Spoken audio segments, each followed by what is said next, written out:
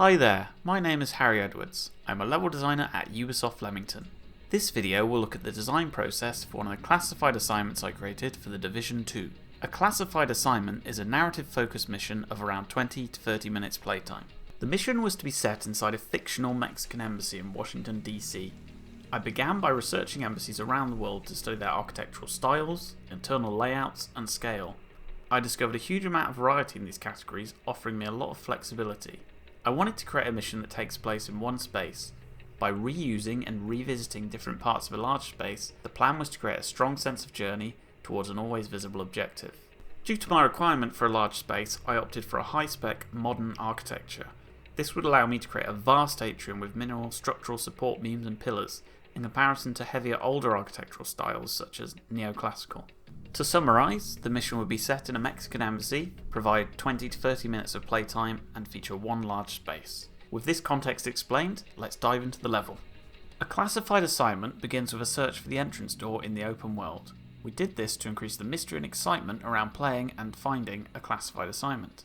Signposting, such as Mexican flags and emblems, were added to the building exterior to aid the player in their search. We also added a plume of smoke rising from the roof of the building that would be visible from a great distance and draw players in.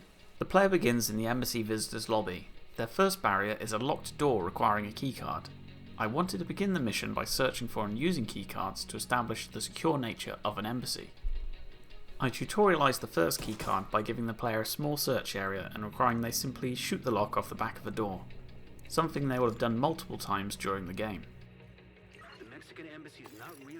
Heading upstairs, the player must search for the next keycard. This time the search area is wider and I included lots of other loot containers to serve as red herrings.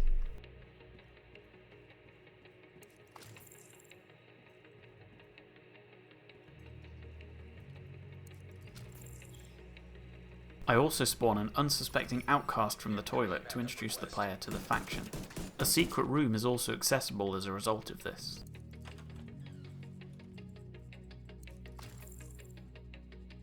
After some searching, the player will spot a picture frame that can be interacted with. Doing so will remove it from the wall, revealing a secret button. Pressing this button causes a nearby TV to raise, revealing the next keycard.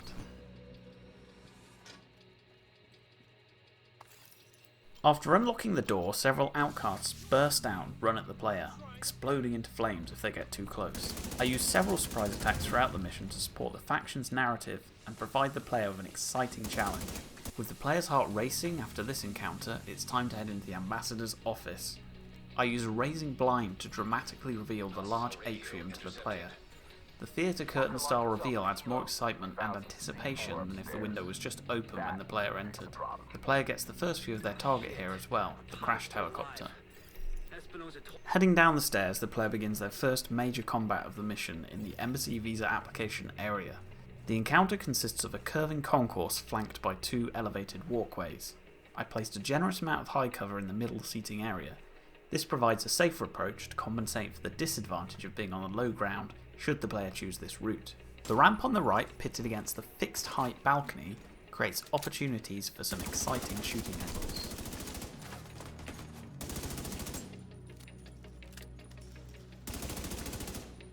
The walkways connect at the top, with one being partially destroyed by the impact from the helicopter. The player can get a great view of their objective and see how the crash unfolded from here. After killing a few waves of enemies in the concourse, outcasts will reinforce from across the atrium. This gives the player the opportunity to fight across the large negative space. The enemy snipers work particularly well here thanks to their arcing bow shots flying across the atrium. To cap the fight off, I send a heavily armoured enemy wielding a sledgehammer across the bridge. I wanted to create a time bomb feeling for the player here. The threat of the heavy enemy is large, but the long distance they have to travel gives the player a great opportunity to deal with them before they arrive. Heading towards the sky bridge where the heavy just came from triggers the next combat beat. This encounter has a lot of negative space, with the gameplay area comprising of two bridges.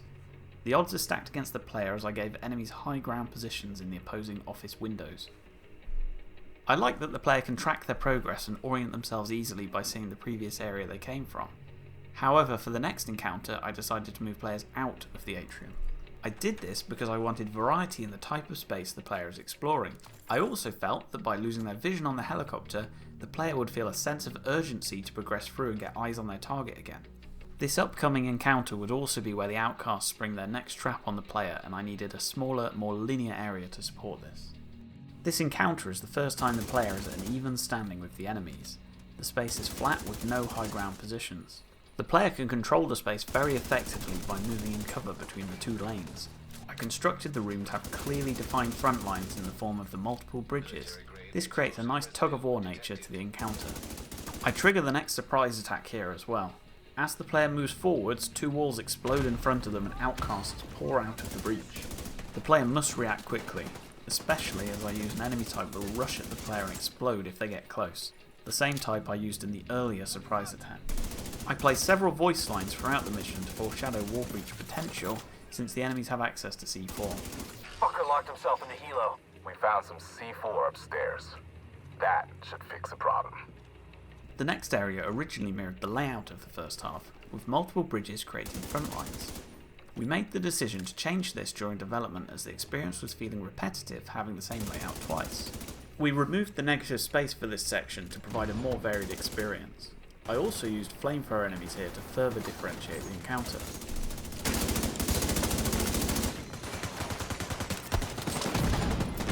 With the combat concluded, I play an intercepted radio communication. The player learns that the outcasts are planting C4 on the helicopter to blow it open. I revealed to the player earlier in the mission that the pilot is still alive and locked inside the helicopter, which further exaggerates the urgency of the situation. The player must now race against the outcasts to reach the pilot before they do. Heading down through the press announcement area, we reached the final encounter space. I made sure to frame the helicopter nicely to reward the player for reaching the final area. As the player approaches, a sudden explosion triggers, sending the helicopter door flying and a trail of fire scorching along the water feature. This moment not only looks cool, but serves to evolve the gameplay space by cutting it down the middle. Any enemies or players that step into the water will be set on fire. The encounter space consists of a large atrium with a water feature and several rocks and trees. There is a strong elevated flanking route to the left that is easily accessible to the player as they enter. I observed that a lot of players would retreat up here in response to the C4 explosion. With the enemies dead, the player approaches the helicopter and discovers the pilot alive and well. After a short dialogue, more enemies appear. This time, the two boss characters also make an appearance. I make the player defend the pilot as their objective. This serves a dual purpose, reinforcing the narrative and forcing players to place themselves in an exposed position. Without this, I feared players would find a corner to camp in and somewhat trivialise the fight. I bring the first boss into the fight via a wall breach. The player knows the enemies have this ability thanks to the encounter earlier in the mission. I chose a heavy tank archetype that will rush towards the player and spray them with a flamethrower when they get close, forcing the player to move around the space.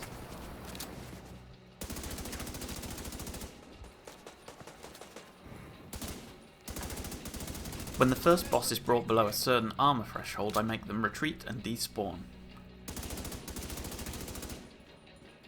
I then bring the second boss into the fight from the same breach the heavy tank came from. I chose a sniper archetype for this boss and gave them exploding fire arrows. This provides a challenge for the player by forcing them out of spots when they're set on fire. When the second boss is brought below an armour threshold, the first boss re-emerges, this time creating a wall breach much closer to the player. The two bosses work great together, with one flushing out the player and the other raining down arrows from above. Whilst all this is happening, there are also regular enemies spawning to reinforce. I give the player a lot to deal with in this combat, two bosses, regular enemies, as well as defending the pilot, providing a suitably intense and epic final fight. With all the enemies dead, the player can talk to the pilot to finish the mission. They're free to backtrack through the mission to find any collectibles or treasure they may have missed. Each classified assignment has a puzzle linked to a cosmetic item. Whilst I won't go into the specifics for the puzzle in this video, the player can begin solving it by entering the wall breach caused by the tank archetype in the previous fight. I hope you enjoyed this video. If you have any questions or would like to see more of my work, please visit my website.